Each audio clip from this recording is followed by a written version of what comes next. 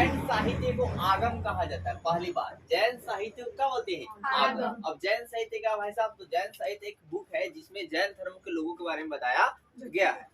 ठीक है, देखिए जैन साहित्य को क्या कहते हैं जी? आगम कहा जाता है। जैन साहित्य को आगम कहा जाता है। इस आगम में है मतलब क्या क्या है, तो 12 को अंग है। क्या जी? 12 क्या जी? अंग। मतलब इस बुक के पार्ट है एक तरह का, ठीक है ना। और 12 उपांग भी है, फिर उसका डबल पार्ट भी है। फिर इसका क्या जी? डबल पार्ट उपांग है। और 10 प्रकीर्ण है। 10 क्या जी? प्रकीर्ण है। और 6 छंद सूत्र है। 6 क्या जी? छंद सूत्र है, मतलब नियम टाइप का करो। छंद आप लिखेंगे ना, छंद ऐसे छंद छंद छंद सूत्र है। और 4 गो मूल सूत्र है। 4 कितना है जी? मूल सूत्र। आपसे पूछा जाएगा कि आगम में कितने अंग है, तो 12।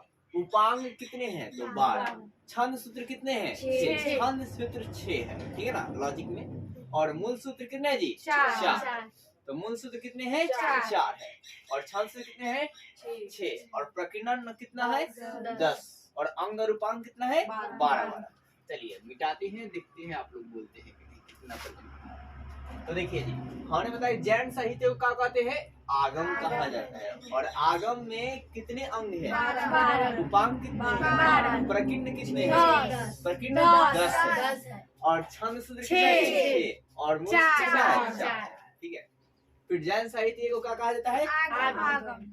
अब देखिए आगम की रचना, इसकी रचना मतलब आगम की रचना श्वेतांबर संप्रदाय ने की है। कौन की है? श्वेतांबर संप्रदाय ने की है। श्वेतांबर मतलब जो जैन धर्म के ऐसे अनुयायी जो श्वेत वस्त्र धारण करते थे। तो अब पूछा जाएगा कि आगम जो है, हमने बताया जैन साहित्य में को आगम कहा जाता है। और इसकी रचना कौन संप्रदाय की है? तो कौन जी? श्वेतांबर। कौन जी? श्वेतांबर। ठीक है ना। अब आगे देखिए, जैन साहित्य जो था प्राकृति और संस्कृत भाषा में मिलता है। जैन साहित्य किस भाषा में मिलता है? प्राकृति और संस्कृत भाषा में। ये हार्ड भाषा है, ये क्या जी? जटिल भाषा, इसलिए इसमें लोग ज्यादा नहीं है। लेकिन बट किंतु, ठीक है ना, प्रारंभिक जैन साहित्य जो स्टार्टिंग वाला जैन साहित्य था वो अर्ध मगधी भाषा में लिखा गया था। किस भाषा में लिखा गया था? अर्ध मगधी भाषा में। आपसे पूछा जाएगा, ये बहुत इंपॉर्टेंट क्वेश्चन है कि प्रारंभिक जैन साहित्य को किस भाषा में लिखा गया था? अर्ध मगधी भाषा में। किस भाषा में? अर्ध मगधी भाषा में। ये भी आपका जो है हार्डी भाषा है। अब दिखाया क्या कि भद्रबाहु ने कल्प सूत्र की रचना की है। और किस भाषा में? तो संस्कृत भाषा में। सवाल पूछेगा कि कल्प सूत्र की रचना, कल्प सूत्र एक बुक है, ठीक है ना, और इस बुक की रचना जो है कौन की है? भद्रबाहु। और इस बुक में किसके बारे में बताया गया है? तो तीर्थंकरों के जीवन के बारे में बताया गया है। टोटल कितने तीर्थंकर है? तो 24 तीर्थंकर है जैन धर्म में। कितने है जी? 24 तीर्थंकर है, ठीक है ना। पहला पार्ट सौना, ठीक है ना, फिर अंतिम जो है वो कौन है? महावीर स्वामी जी, 24 और अंतिम। तो भद्रबाहु ने कल्पसूत्र की रचना की है किस भाषा में जी? तो संस्कृत भाषा में। और इसमें किन के बारे में बताया गया है? तो तीर्थंकरों के बारे में इन्होंने बताया है। तो आप कह रहे हैं ना, कल्पसूत्र की रचना कौन किए हैं? भद्रबाहु। और किस भाषा में किए हैं? संस्कृत भाषा में। फिर पूछा किसके बारे में इसमें बताया गया है? तो तीर्थंकरों के जीवन के बारे में। ठीक है, अब आगे देखिए, जैन धर्म में 8 पापों की कल्पना की गई है। तब पूछा जाएगा कि जैन धर्म में कितने पापों की कल्पना की गई है? 8 पापों का कल्पना किया गया है। अब देखिए, महावीर स्वामी के समकालीन, मतलब उस टाइम जब थे वो शासक कौन कौन थे? महावीर स्वामी के समय, ठीक है ना। तो बिंबिसार थे। कौन थे जी? बिंबिसार थे।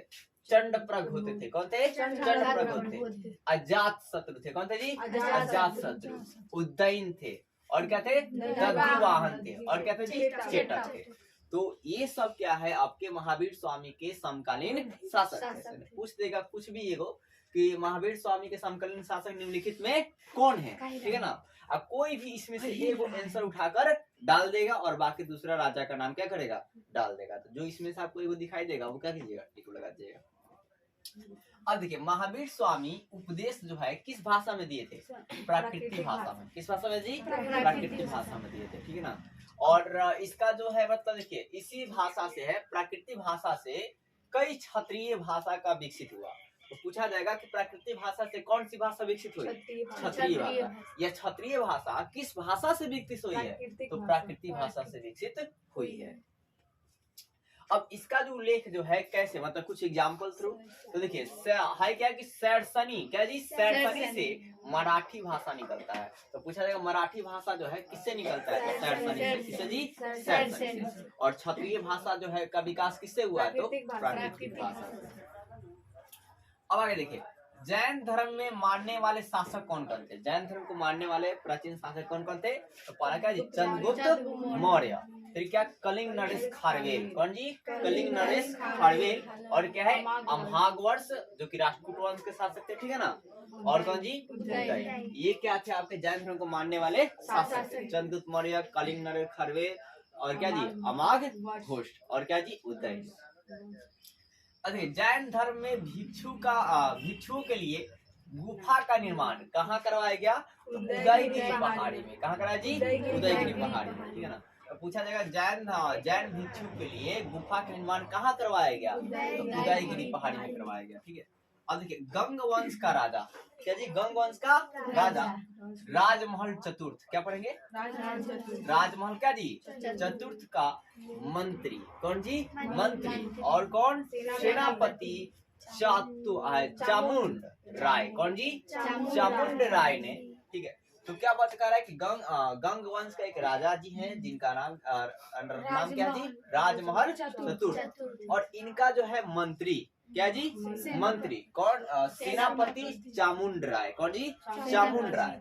यानी कि राजमहल चतुर्थ एक राजा है गंग वंश का, उसका सेनापति कौन है? तो चामुंड राय। कौन है?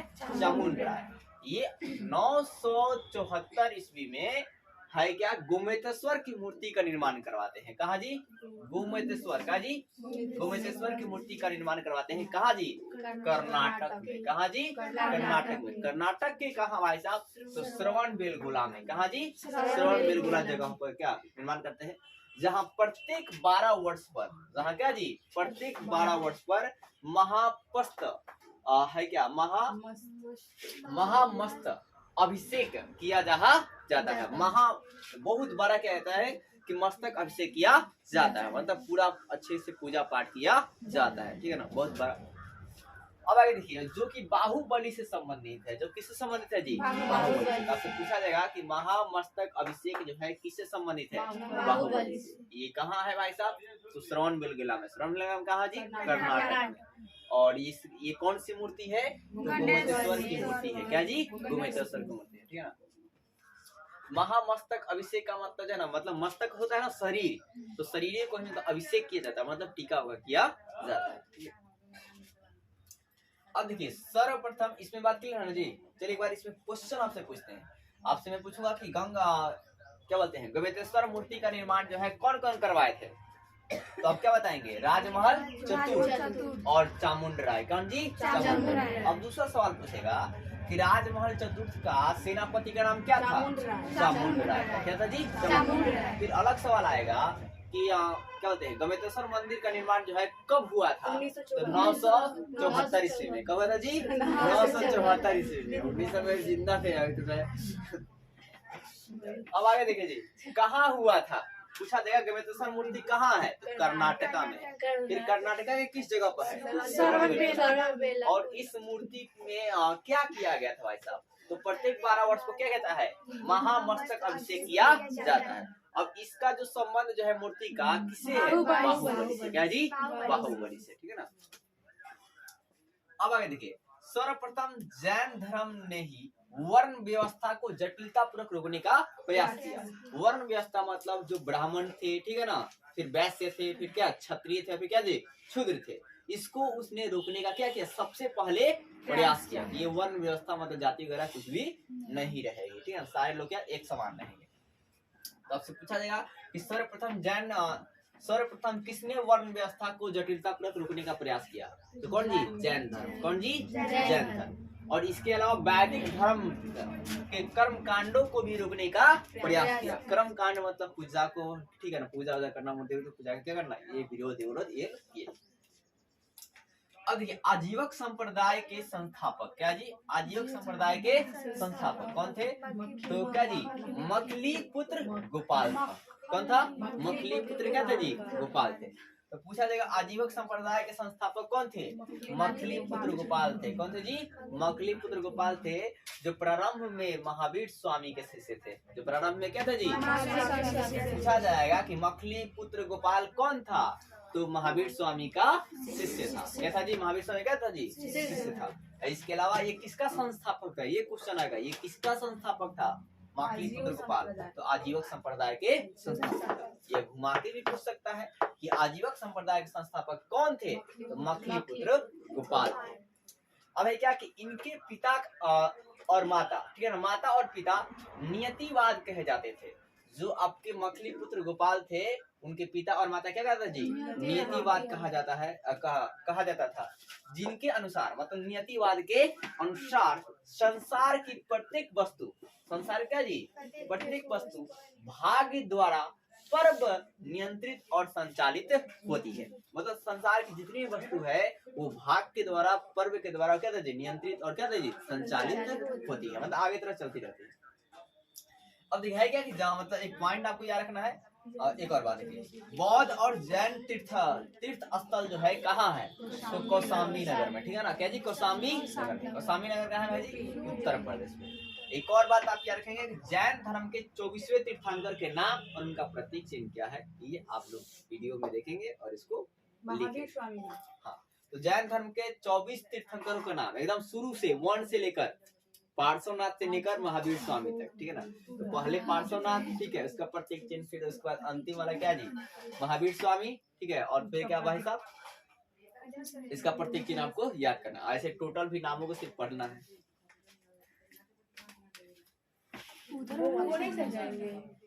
हाँ जी, ये भी तो बात है। देखिए अब एक और बात आपको याद रखना है कि देखिए समाधि मरण का संबंध क्या जी? समाधि मरण का जी संबंध जो है किसे है? जैन धर्म से। समाधि मरण का संबंध किसे है? जैन धर्म से।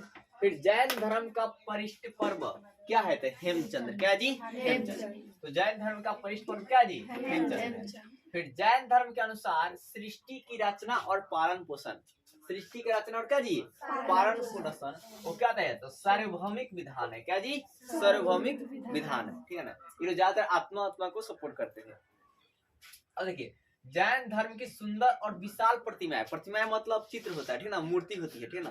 तो जैन धर्म की सुंदर और विशाल प्रतिमाएं, ठीक है, मतलब डुप्लीकेट जो है वो कहाँ पे है? गुजरात में है, राजस्थान में है, कर्नाटक में है और मध्य प्रदेश में, ठीक है ना। गुजरात, राजस्थान, कर्नाटक, गुजरात, राजस्थान, कर्नाटक और क्या जी? फिर महावीर स्वामी ने जैन स्वामी की स्थापना, महावीर ने जैन स्वामी की स्थापना कहाँ की थी? पावापुरी में। कहाँ की थी जी? पावापुरी। इसके अलावा आप 24 तीर्थंकर का नाम जो है याद करेंगे और उसका प्रतीक चिन्ह। इतना याद कर लेंगे तो आपका मतलब जैन धर्म का कोई भी सवाल कहीं से भी नहीं छूटेगा। पूरा वीडियो का प्लेलिस्ट भी बन चुका है, आप वहां से भी जाकर देख सकते हैं।